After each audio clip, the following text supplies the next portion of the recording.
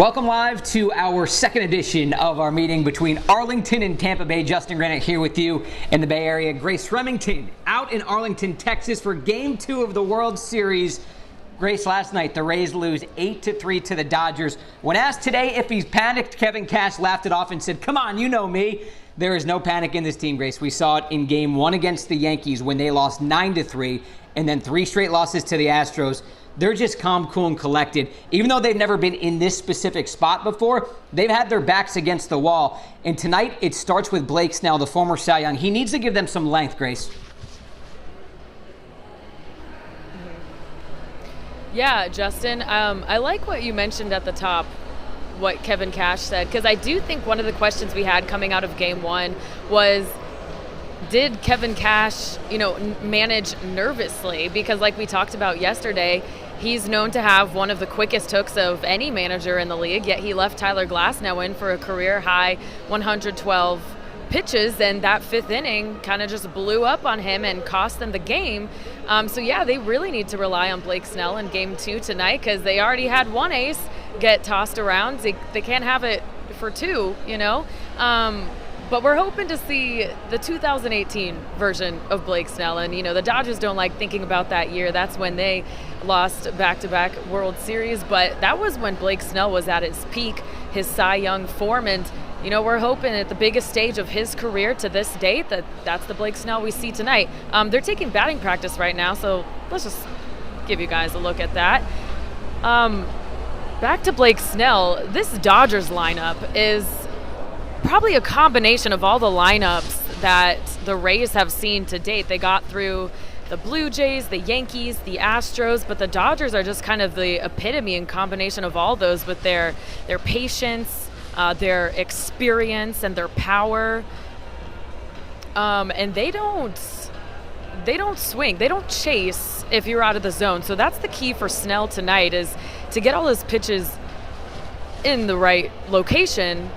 And the Dodgers are actually one of the worst teams against curveballs and sliders, and they hit worse against lefties than they do righties. So I think that's maybe a modest lift for Snell, but he's jazzed up. He's really not nervous at all, so it should be a fun one.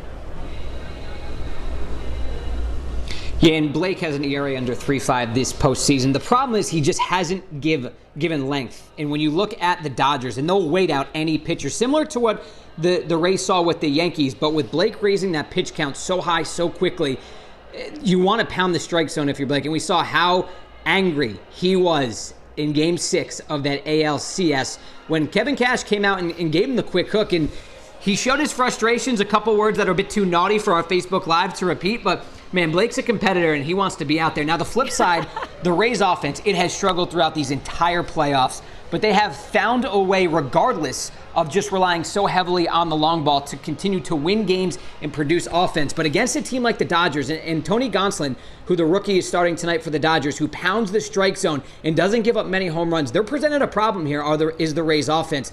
They just have to get it going, producing more offense than just hitting the long ball. I think that's Austin Meadows. It's tough from my distance way back at home to see who's in the box, but that looks like that's Austin right there, and maybe Kevin Kiermaier. Yeah, Kevin Kiermaier now taking batting practice. But we saw KK run into a home run last night. That wrist looks good. But the guy you just saw in the box before him, Austin Meadows, he battled COVID to begin the year, and he had a slow start to this season and has had a slow playoffs. And I asked him before Game 1, between yourself and the struggles of Brandon Lowe, how much does the bottom of the order plus Randy Arozarena take the pressure off you? Because we saw Mike Zunino have a monster ALCS, and also Randy being Randy. But he said to me, Brandon and I are not panicking. They're both clearly struggling with their numbers. But if those two, Grace, can get it going, this offense is going to produce a whole lot more. So staring at it now, how important are those two guys to you as they head further into the series, knowing that those Dodgers bats are still going to produce some runs?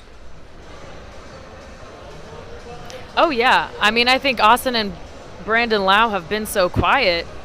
If you get them in, I mean, that's a dangerous lineup. And we've seen, the guys who didn't produce during the season show up in the postseason, like Zunino, you said, and Randy Arozarena, who, by the way, it's actually possible to get him out. He went 0 for 3 last night with a walk. That was kind of a bummer. But I mean, against Clayton Kershaw, what are you going to do about that? You just got to give props. I almost thought for a second the Rays were going to make somewhat of a comeback there. Later, you'll have to forgive me. I was outside doing live shots for our 11 o'clock show, so I was not watching the game live. I was listening on my phone. But, when they started stringing a few hits together, put 2 more runs on the board. And okay. I thought it was 7th or 8th. And it looked like Zunino was going to get one there. He hit it off the line drive, 105.6 miles an hour, and you just have to give props to Gonzalez, I think it was. Again, I was outside.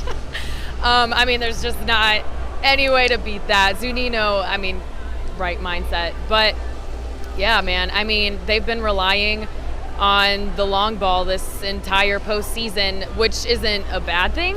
I believe I read that teams are 32-4 when they're having success with the home run this postseason. So one of the Rays' strength, but hope maybe they'll turn to some small ball and like the Dodgers did last night with the string of walks, singles, stolen bases in that 5th inning.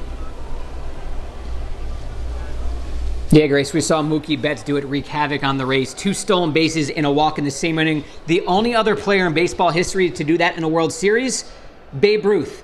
May have heard of them. Game 2 coming up tonight. Grace Remington live from Arlington, Texas, where the Rays try to even up this World Series.